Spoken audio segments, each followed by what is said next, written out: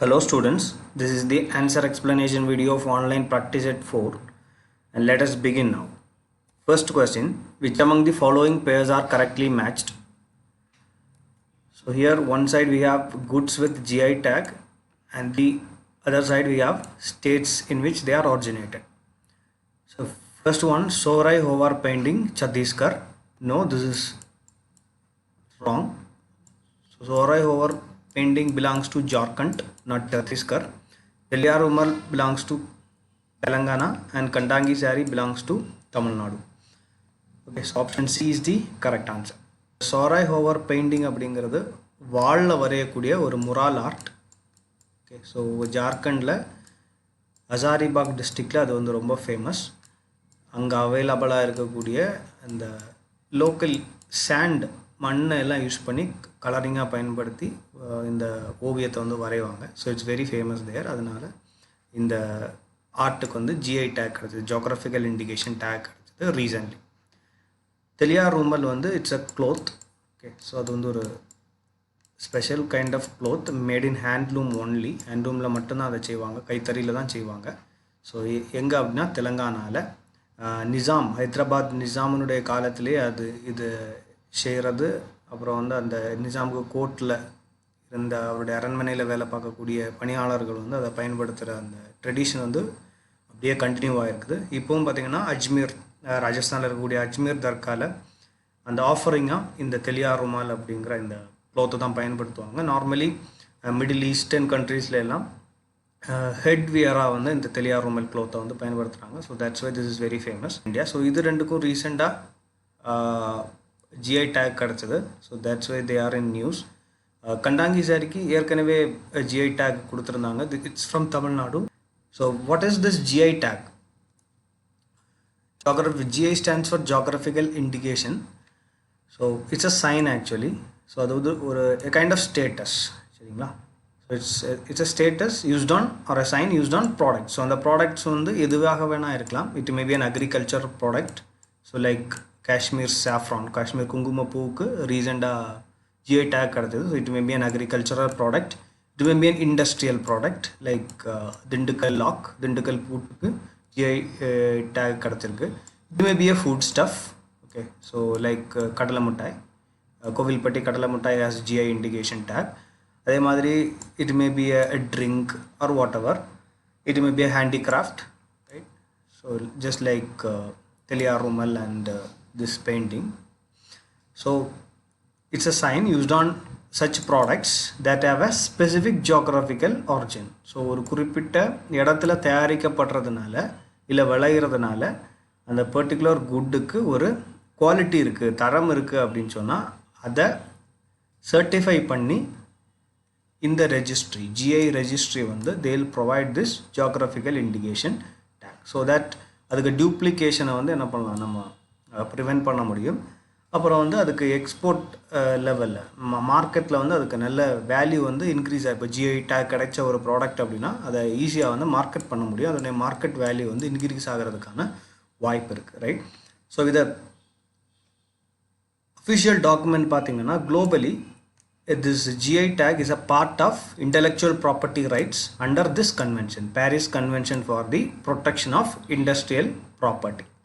Okay, இந்தியாவில் we have an act, the Geographical Indication of Goods Registration and Protection Act of 1999. So இந்த ஆக்டுக்கு கீழே தான் இந்த குட்ஸை வந்து ரெஜிஸ்டர் பண்ணுறது, ஸோ அதுக்கான சர்டிஃபிகேஷன் ப்ராசஸ் எல்லாம் அட்மினிஸ்ட்ரேட் பண்ணுறது இந்த ஆக்ட் தான். And very important thing is this head quarters. So head quarters is located in Chennai.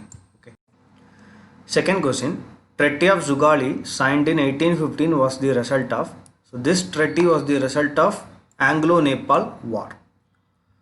So this war, Anglo Nepal war யாருக்கெல்லாம் இடையில நடந்துச்சு அப்படின்னு பார்த்தீங்கன்னா ஈஸ்ட் இந்தியா கம்பெனிக்கும் நேபாள் கிங்டத்துக்கும் இடையில நடந்த ஒரு வார் அது. ஸோ இப்போ ஏன் இந்த ட்ரெட்டி ஆஃப் ஜுகாலியை பற்றி நம்ம படிக்கணும் அப்படின்னா, ஸோ ரீசெண்டாக நீங்கள் நியூஸ் பேப்பர்ஸ்லாம் பார்த்துருப்பீங்க. So there is a dispute between India and Nepal over this region, Kala Pani அப்படிங்கிற ஒரு இடம். அது ரிலேட்டடாக ஒரு டிஸ்பியூட் போயிட்டுருக்கு இந்தியாவுக்கும் நேபாளுக்கும். ஸோ அதுக்கு பேக்ரவுண்டில் தான் இந்த ட்ரெட்டி ஆஃப் ஜுகாலி வந்து நியூஸில் இருந்தது. ஸோ இந்த ரெண்டு இங்கிலீஷ் ஈஸ்ட் இந்தியா கம்பெனிக்கும் நேபாளுக்கும் இடையில் நடந்த வாரில் நேபாள் வந்து நிறைய டெரிட்டரிஸை வந்து லாஸ்ட் பண்ணிடுது இங்கிலீஷ் ஈஸ்ட் இந்தியா கம்பெனி கிட்ட. ஸோ அதுக்கு அவுட்கம் தான் இந்த ட்ரெட்டி ஆஃப் ஜுகாலி. ஸோ அந்த ட்ரெட்டிக்கு பேக்ரவுண்டில் என்ன பண்ணுறாங்கன்னா, அந்த பிரிட்டிஷ் இந்தியாவுக்கும் நேபாளுக்குமான பார்டர்ஸை வந்து அன்றைக்கி அவங்க டெமாக்ரேட் பண்ணுறாங்க. So as per this treaty, it's historical treaty. அதில் ஒரு ஆர்டிக்கிள் இருக்குது. அந்த ஆர்டிக்கிள் படி இந்த ட்ரை ஜங்ஷனில் இருக்கக்கூடிய இந்த பார்டரை வந்து அவங்க டெமாக்ரேட் பண்ணுறாங்க. ஸோ ஒரு ரிவரை வச்சு, அந்த ரிவருக்கு நேம் வந்து காளி. ஸோ அந்த ரிவருக்கு மேற்கில் இருக்கக்கூடிய, வெஸ்ட்டில் இருக்கக்கூடிய region it belongs to India, ஈஸ்டில் இருக்கக்கூடிய ரீஜன் வந்து இட் பிலாங்ஸ் டு நேபாள் அப்படிங்கிறது அந்த ட்ரெட்டியில் மென்ஷன் பண்ணியிருக்கிறது.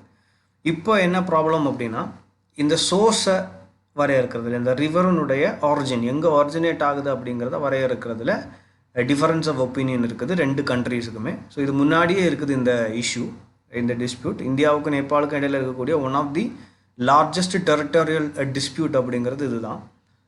ஸோ இந்த சோர்ஸ் ஆஃப் ரிவர் நேபாள் என்ன சொல்லுதுன்னா, லிம்பியாதுரா அப்படிங்கிற ஒரு பெரிய மலை தொடர், அதில் வந்து ஒரிஜினேட் ஆகுது இந்த ரிவர். ஸோ அங்கேருந்தே எங்களுடைய பார்டர் வந்து தொடங்குது அப்படின்னு சொல்லுது Nepal.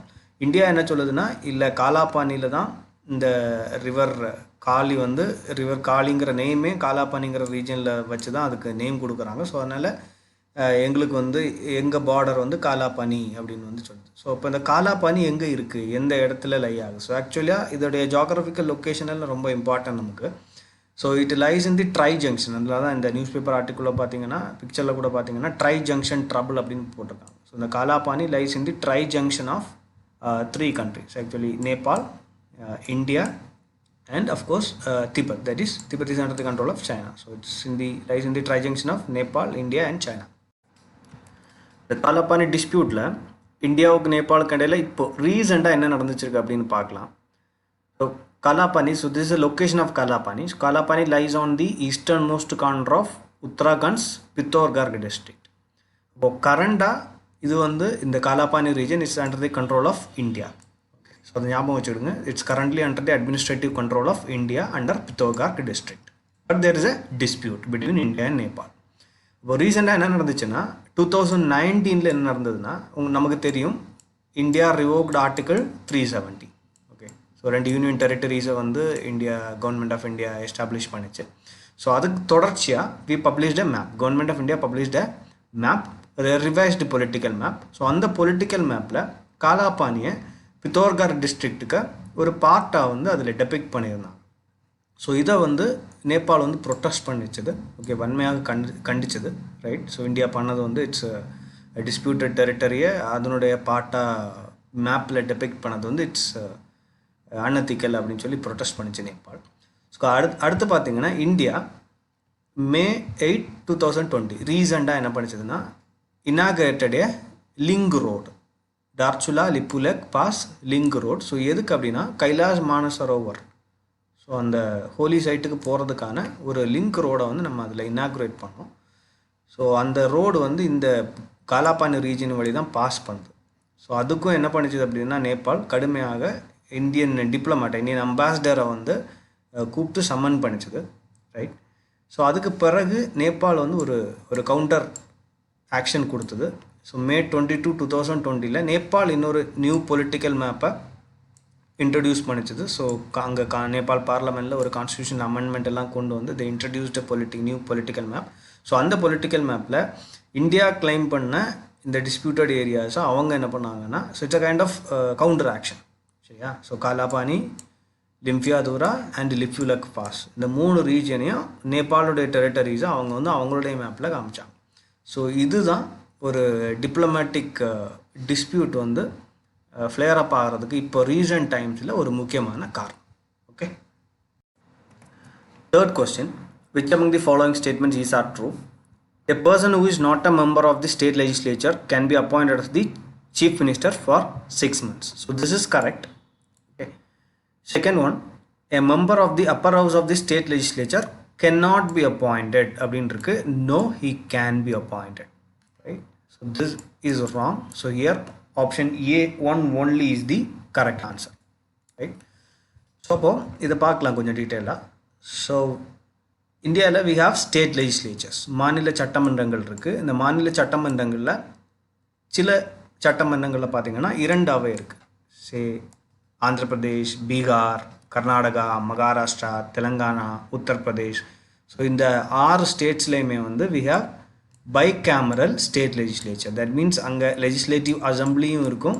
So this is the lower house and we have legislative council. So this is the upper house. Okay. So இப்போ ஒரு ஆளை வந்து அவர் இந்த ரெண்டு ஹவுசஸுக்கு மெம்பர் இல்லாமலே என்ன பண்ணலாம், அவர் எம்எல்ஏ இல்லாமலோ இல்லை எம்எல்சி இல்லாமலோ அவரை வந்து சீஃப் மினிஸ்டராக அமைச்சரவை பதவி ஏற்கும்போது கவர்னர் வந்து அப்பாயிண்ட் பண்ணலாம். But only for 6 months. 6 monthsக்குள்ளாடி அவர் என்ன பண்ணி ஆகணும், எய்தர் 2 houses எய்தர் எலெக்ஷனில் நின்று எம்எல்ஏ ஆகணும், இல்லை அப்படின்னா நாமினேட் ஆகி இல்லை இன்டைரக்டாக எலெக்ட் ஆகி லெஜிஸ்லேட்டிவ் கவுன்சிலினுடைய மெம்பர் ஆகணும். Okay, so this is the concept behind this first statement. Second statement என்ன சொல்லியிருக்காங்கன்னா, a member of the upper house, that is legislative council, ஒரு எம்எல்சி வந்து சிஎம் ஆக முடியாது அப்படின்னு சொல்லியிருக்காங்க. நோ, எம்எல்சி வந்து என்ன பண்ணலாம், he can be appointed as the chief minister as per the constitution. Okay, next question, fourth question, which among the following organisms are listed as critically endangered under IUCN Red List? Salt forest tortoise, northern river terrapin, Sajad terrapin. So all the 3 are critically endangered. So option D is the correct answer. 1, 2 and 3. So this salt forest tortoise வந்து நியூஸில் இருந்தது, அதனுடைய habitat வந்து it's increasing அப்படிங்கிற ஒரு news வந்து இருந்தது. But பார்த்தீங்கன்னா இந்த இது ரெண்டுமே வந்து டர்ட்டில் ஸ்பீஷிஸ். ஸோ இந்த டாட்டாய்ஸ் டர்ட்டில்ஸ் எல்லாமே வந்து மோஸ்ட்லி நிறைய இனங்கள் வந்து அழியும் தருவாயில் இருக்குது. So they are very critically endangered due to habitat loss, habitat fragmentation, அப்புறம் வந்து எக்ஸசிவ் ஹண்டிங். ஸோ இந்த ரீசன்ஸ்னால so most of the species are critically endangered. So that's why they are very important. So ஏன் இந்த மாதிரி சின்ன சின்ன species இம்பார்ட்டன்ட்னா, நம்ம வந்து கன்சர்வேஷன் எஃபர்ட்ஸில் பெரிய பெரிய மேமல்ஸுக்கு இம்பார்ட்டன்ஸ் கொடுக்குறோம். ஃபார் எக்ஸாம்பிள் டைகர், எலிஃபெண்ட், இந்த மாதிரி வந்து இம்பார்ட்டன்ஸ் கொடுக்குறோம். பட் கன்சர்வேஷனிஸ்ட், என்விரான்மெண்டலிஸ்ட்லாம் என்ன சொல்கிறாங்கன்னா, இந்த மாதிரி ஆர்கானிசம்ஸுக்கும் சின்ன சின்ன ஆர்கானிசம்ஸுக்கும் நம்ம வந்து பயோடைவர்சிட்டியில் இடம் கொடுக்கணும் அப்படிங்கிறது அவங்களுடைய claim, right? Next question, 2 statements.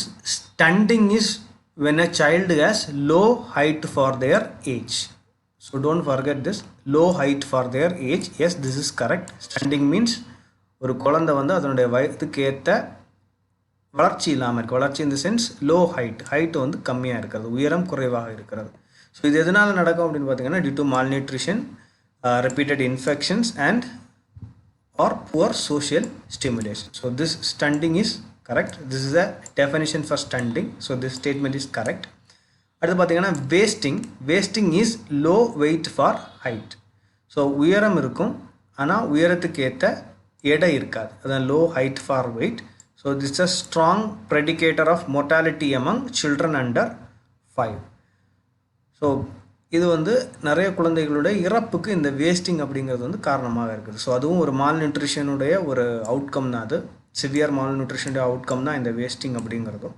So இந்த 2 ஸ்டேட்மெண்ட்டுமே, இந்த 2 டெஃபினேஷனுமே இங்கே வந்து correct. Okay, so C is the correct answer. So why this question is here. So ரீசெண்டாக குளோபல் நியூட்ரிஷன் ரிப்போர்ட் 2020 ரிலீஸ் ஆகிருந்தது.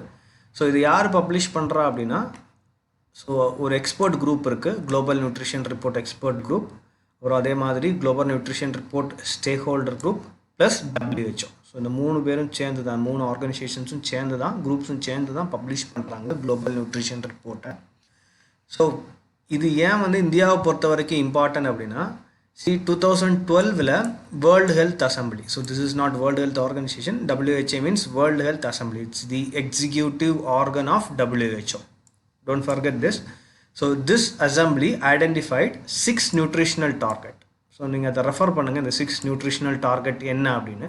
ஸோ இந்த 6 nutritional targetsையும் countries 2025 அட்டைன் பண்ணணும் அப்படிங்கிறது இவங்க வச்ச ஒரு கோல், வேர்ல்டு ஹெல்த் அசம்பிளி வந்து முன் வச்ச ஒரு கோல். பட் இப்போது இந்த கொரோனா வைரஸ் பேண்டமிக், அப்புறம் வந்து எக்கனாமிக் ரெசஷன் எல்லாம் இருக்கிறதுனால ஸோ இந்தியாவுக்கு வந்து ஒரு பெரிய இம்பேக்ட் இருக்குது. இந்த கோல்ஸை வந்து, இந்த டார்கெட்ஸை வந்து நம்ம அச்சீவ் பண்ண மாட்டோம் அப்படிங்கிற மாதிரி இந்த ரிப்போர்ட்டில் சொல்லியிருக்காங்க. ஸோ என்ன அப்படின்னா, India will become one among the 88 countries that will miss this targets by 2025. நம்ம அட்டைன் பண்ண முடியாத அந்த டார்கெட்ஸை.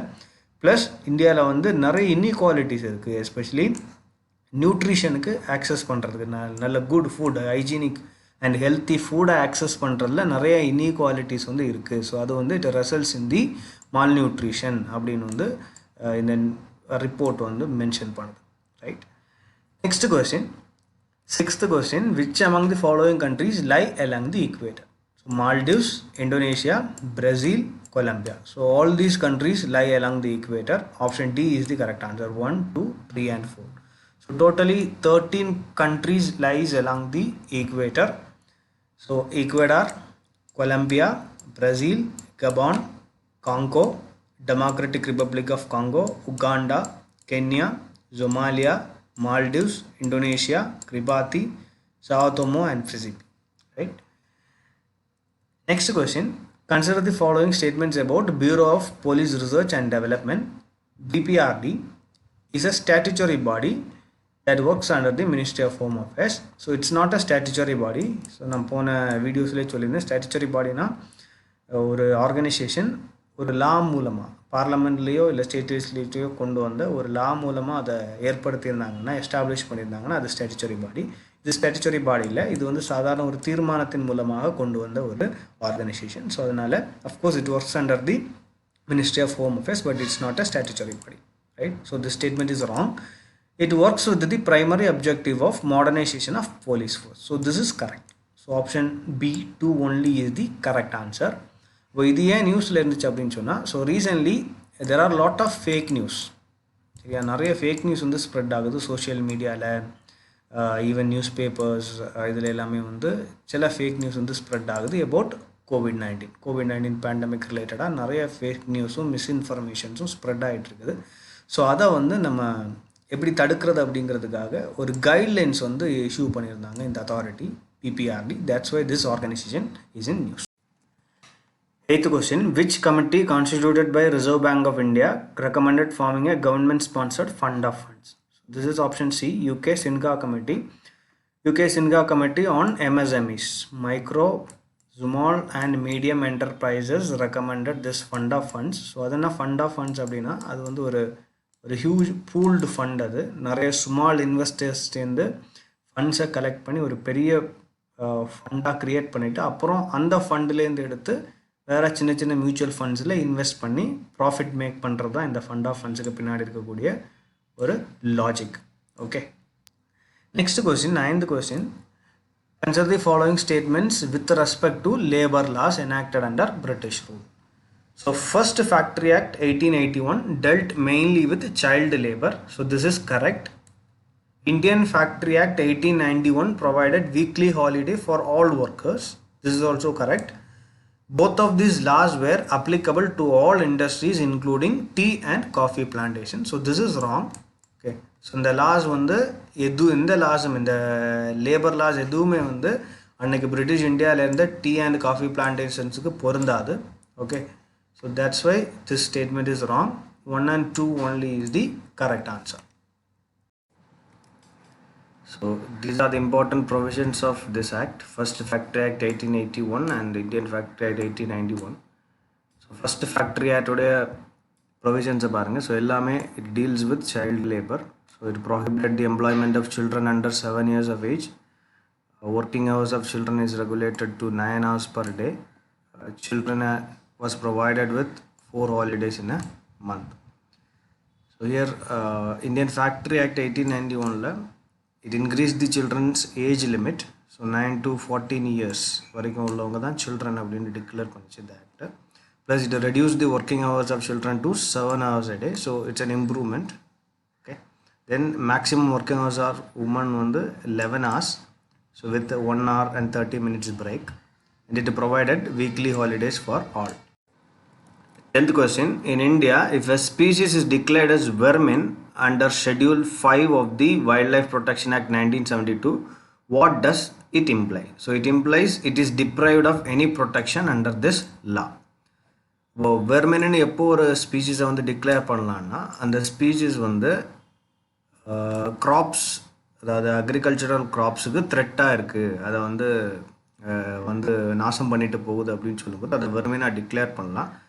see this elephants tigers எல்லாம் அப்படி டிக்ளேர் பண்ண முடியாது பட் அதர் அனிமல்ஸ் ஸோ பெருமளவில் இருக்கக்கூடிய அனிமல்ஸை வந்து லீஸ்ட் கன்சர்னாக இருக்கக்கூடிய அனிமல்ஸை வந்து it can be declared as vermin like wild boar this fruit bats அப்புறம் பார்த்தீங்கன்னா rhesus macaque monkeys, right? So இது எல்லாமே வந்து வெர்மினாக டிக்ளேர் பண்ணுறதுக்கு வாய்ப்பு இருக்குது but there is a procedure under this wild life protection act so வெர்மினாக டிக்ளேர் பண்ணால் அந்த அனிமல்ஸை வந்து ஹண்ட் பண்ண முடியும் it can be killed right so section 62 of wild life protection act it empowers states to send a list of wild animals to the centre so மாநிலங்கள் வந்து மத்திய அரசுக்கு அந்த லிஸ்ட்டை வந்து சென்ட் பண்ணலாம் ஓகே ஸோ எதுக்கு அப்படின்னா அந்த அனிமல்ஸை வந்து வெறுமனாக டிக்ளேர் பண்ணுங்கள் அப்படிங்கிறதுக்காக they can send a list so centre தான் என்ன பண்ண முடியும்னா அதுக்கான பெர்மிஷன் வந்து கொடுக்க முடியும் சென்ட்ரல் கவர்மெண்ட் ஸோ அது எப்படி கொடுப்பாங்கன்னா they will specify the area and the period okay so எந்த ஏரியாவில் அந்த அனிமல் வந்து வெறுமனாக டிக்ளேர் பண்ணலாம் ப்ளஸ் எவ்வளவு நாளைக்கு இல்லை எவ்வளவு மந்த்ஸுக்கு அதை வந்து நம்ம வெறுமனாக டிக்ளேர் பண்ணலாம் அப்படின்னு அவங்க வந்து ஸ்பெசிஃபை பண்ணுவாங்க ஒரு நோட்டிஃபிகேஷன் இஷ்யூ பண்ணுவாங்க ஸோ அந்த நோட்டிஃபிகேஷன் இஷ்யூ பண்ண பிறகு தான் அந்த அனிமலை வந்து ஹண்ட் பண்ண முடியும் right next question 11 which of the following correctly defines the term cash reserve ratio so cash reserve ratio here the option is A is the percentage of net time and demand deposits kept by scheduled banks with RBI so scheduled banks RBI கிட்ட வந்து it must keep some amount of money deposit பண்ணி வச்சிருக்கணும் so it's a kind of credit control measure so அதுக்கு rate தான் இந்த cash reserve ratio அப்படின்னு சொல்லுவோம் so இது எதுக்கு அப்படின்னா this is the measure to control இந்த பேங்க்ஸினுடைய கிரெடிட்டை வந்து கண்ட்ரோல் பண்ணுறதுக்காக ஸோ அவங்க லோன் கொடுக்கக்கூடிய அமௌண்ட்டை வந்து இல்லை அந்த லெவல்ஸை வந்து லிமிட்டை வந்து கண்ட்ரோல் பண்ணுறதுக்கான ஒரு மெஷர் தான் இந்த cash reserve ratio see if this CRR is increased okay so இந்த CRR வந்து இன்க்ரீஸ் ஆச்சு அப்படின்னு சொன்னால் ஸோ ஆர்பிஐக்கு வந்து இந்த ஷெட்யூல்டு பேங்க்ஸ் நிறைய அமௌண்ட்டை வந்து டெபாசிட் பண்ண வேண்டியிருக்கும் ஸோ பேங்க்ஸுக்கு கையில் இருக்கக்கூடிய லிக்விடிட்டி வந்து குறையும் ஸோ அப்போ அவங்க வந்து லெண்ட் பண்ண முடியாது so here the concept is if CRR cash reserve ratio increases then money flow decreases that means அவங்க வந்து மக்களுக்கு லெண்ட் பண்ண மாட்டாங்க ஸோ அந்த லெண்டிங் கெப்பாசிட்டி வந்து குறையும் ரைட் ஸோ இந்த மாதிரியான மெக்கானிசம்ஸை யூஸ் பண்ணி reserve bank of India can control the credit limit of these scheduled banks okay and this is the definition of SLR statutory liquidity ratio and this is marginal standing facility MSF and this is the definition of bank rate okay so look into this next is question number 12 economically one of the results of the British rule in India in the 19th century was so this is the previous year question so the results of British rule in India in 19th century was the commercialization of Indian agriculture so there is no increase in the export of Indian handicrafts the export of Indian handicrafts declined during British rule there is no growth in the number of Indian owned factories right so there is no rapid increase in the urban population so all these statements are wrong so only commercialization of Indian agriculture happened so they introduced tea cash crops like tea coffee cotton indigo okay tobacco so all these were introduced mostly by the Britishers so that's why Indian agriculture became